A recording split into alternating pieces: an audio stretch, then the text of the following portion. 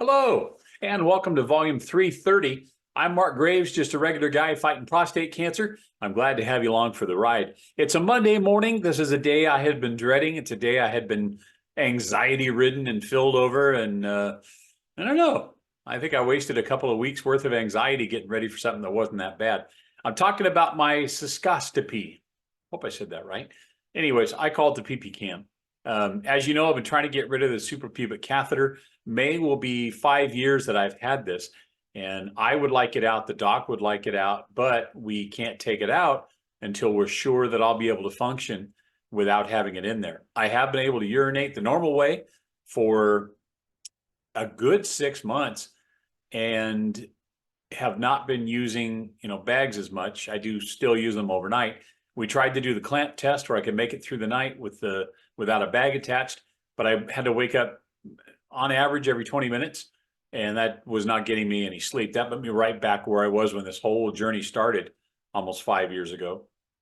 So what we did today was slid a camera up there and took a look around. And it's amazing. Dennis and all the guys on the cancer crew, we talk about scanxiety all the time. And although this wasn't a scan, whatever, make it my own word. But yeah, it was crazy because I had been with my father, who at the time was 82, and he had this done. And he was a trooper. He said it wasn't painful, it was uncomfortable, but it wasn't painful. But somehow, I guess part of it for me was the one and only time in my life that I've had a Foley catheter, which is a catheter that's inserted through the penis, was when I was first diagnosed with cancer. And for those of you who have seen the older videos, I've told the story before of what that was like. I hadn't peed for 3 days and then had trouble retention over a 2-week period. So I had a lot of fluid in there. It ended up being about 2,000 cc's. And so for the urologist to get that catheter through there on the first day ended up being impossible. I couldn't take the pain. And the closest I can tell you is it was a mixture of broken glass shards and molten lava is what it felt like when that catheter got to the prostate and tried to pass it, because the prostate was so big. It was just, swollen from all the cancer and everything that was in there. So went back the second day, and, he's, look, you're just going to have to grin and bear it. We got to get it in there. So finally, he reached the point where the pain started and just poof, away he went. Instantly release set in because all this urine was trapped in my bladder. Well, now it's all coming out, and it was quite a show. I was filling up quite a bit of what do you call them? Pee bottles. Can't believe I'm blanking on that one, but filling all those up. And so then just this feeling of unbelievable relaxation came over me because all that urine was released. I was like, oh. So we sat there and we chatted, the nurse on one side, my doctor on the other side, and then it started to hurt a little bit. And then it started to hurt a little bit more. And about a minute later, I was up dancing around in my gown with this catheter swinging around down there. And in my head, I just pictured Grandpa Jesse, or Uncle Jesse from the Dukes of Hazzard, jumping around with a crawdad stuck to his, that's just what my mind did. Now, granted, I had been suffering from sleep deprivation at the time and was on the verge of hallucinating. But anyway, so that was my only experience. That was my only personal experience to be able to draw on to today and having the camera put in there. So got there. And I'll tell you this real quick too, because we're having the Pineapple Express is here in California. So we've had rain and rain and rain and rain. And I'm not complaining. I drove to the doctor's this morning. It was wet. It was not enjoyable.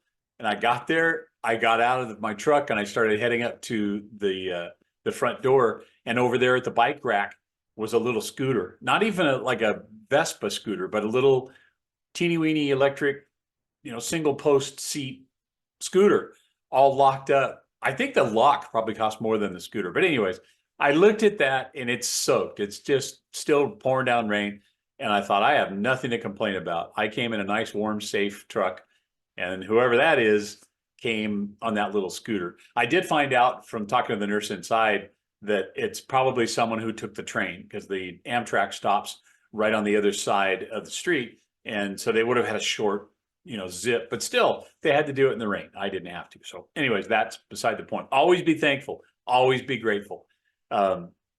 So got in there, and I was hoping that I would get something to relax me, but it didn't work. They gave me a big old horse pill, which was an antibiotic. And they just don't want to introduce anything into the area, keep it as clean as possible. So swallow the pill. Then they have you strip down, got on the table, laid down, and then they got me all prepped up, ready to go. And then we just they took something. I don't know if it was a swab or a stick or what it was, but it had lidocaine on it, so a numbing agent. And they slid the lidocaine up in there first. That was very uncomfortable. And it was weird because they were like, wiggle your toes, just wiggle your toes. So I did, and it helps. I guess you're concentrating on wiggling your toes, so you're not paying as much attention to the pain in your nether regions. And so they were able to get the lidocaine in, and then they pull whatever it was out that they used for the lidocaine. And then they said, we'd like to leave it in there about 10 minutes or so. Cool. So they left me alone in the room. I laid there. I started my meditation. I said a prayer, and then pictured, as I do during my meditation, white light entering through my head, working its way through my body, focusing especially on the prostate today and on the pain receptors. And I had asked the Lord to make me as calm as I could possibly be to get through this, guide the doctor's hand so that nothing goes wrong. And must have worked, because I dozed off. The lights are motion censored on the ceiling in there. So after a few minutes of nobody walking around, they dimmed. And then a few more minutes, they were out. And I did one of those things where you wake yourself up. So I had dozed off on the table. So I thought, well, thank you, Lord. You relaxed me enough to get through this. Doc came in. We chatted for a few minutes, an update on how things are going.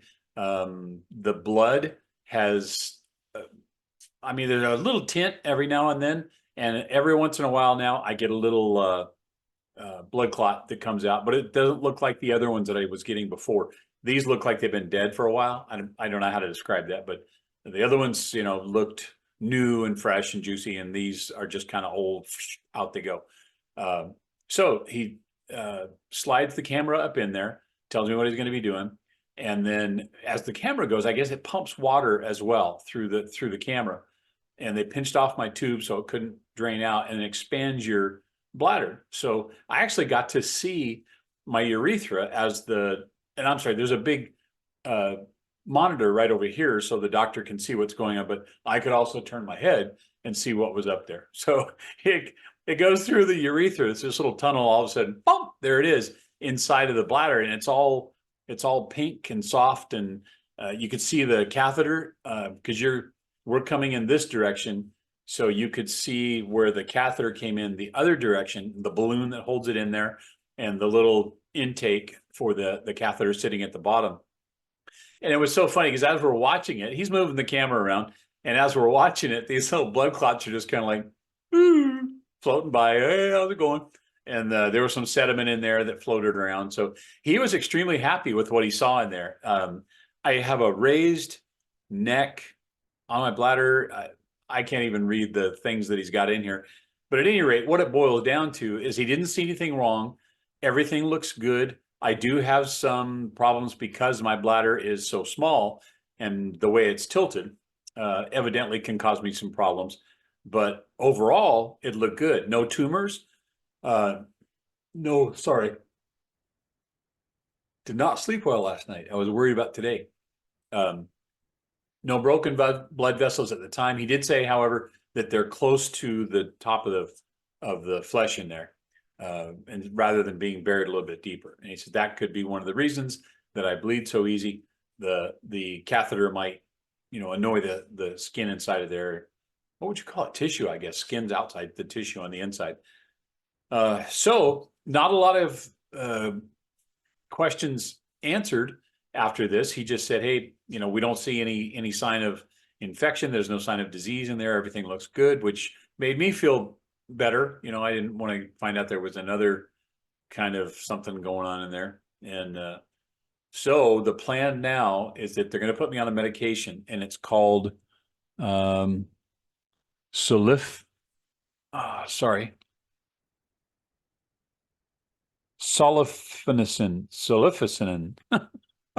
But anyways, I'm going to take that once a day, and what it's supposed to do is help calm your bladder down, so I won't have the urge to pee all the time. But the problem is, like, and he could tell because they control the amount of water that goes into your bladder while you're doing that. He could tell how much went in, and when it triggered, you know, instantly I could feel it. He goes, "You all right?" I go, "I got to pee." So he said there's a very small amount of water going in there before it triggers me, which is why I have the, you know, feeling like I got to go all the time. So they're going to put you on this medication. It should take care of that, cut those down. And if that's the case, I'm going to see him in 4 weeks. And if that's the case, we'll try and do the test with pinching it off again and see if I can make it through the night. If I can make it through the night, then there's a chance, a real good chance, that we would be able to take the catheter out. So you guys want to send some prayers my way for that, I would appreciate it. Any positive energy sent toward my bladder would be cool with me. And speaking of this, if you guys want to hit that like button, it really does help this channel to get picked up. More guys get to see it. Subscribing, clicking the like button, sharing this, making comments on it, it all helps. So made it way harder on myself than it needed to be. So valuable lesson to learn. Don't stress over stuff. I'll just leave it at that. Don't stress over stuff. I know that's tough, but I blew it the last 2 weeks. This has been in the back of my mind. And then all weekend long, I was just like, man, I don't want to do this. You know, I even thought this morning, because it was raining, I woke up and I was kind of like, maybe I'll reschedule. Maybe I'll, you know, move it down the road. And then, nope, I got to get this done. I gotta man up and get it done. So many thanks to Dr. Yoshida. Did a great job on me today. Super gentle with it. My staff, Cameron, and oh, look at this. I'm going to totally blank. Kendall. Sorry, Kendall. Did a great job. Got my tube changed out. Everything's fantastic. So you guys are great. You are absolutely great. I appreciate all the prayers. I appreciate all of the positive energy you guys put out into the universe, all the aloha, all the shaka, everything you guys send my way. I really do appreciate it. And I thank the Lord every day for every one of you, for all of my friends, for all the people that support me, for all the people that pray for me. It works. It works. I'm not kidding.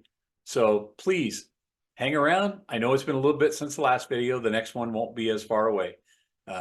And just know, absolutely know from the bottom of my heart, I love all of you. And I will see you on the next video.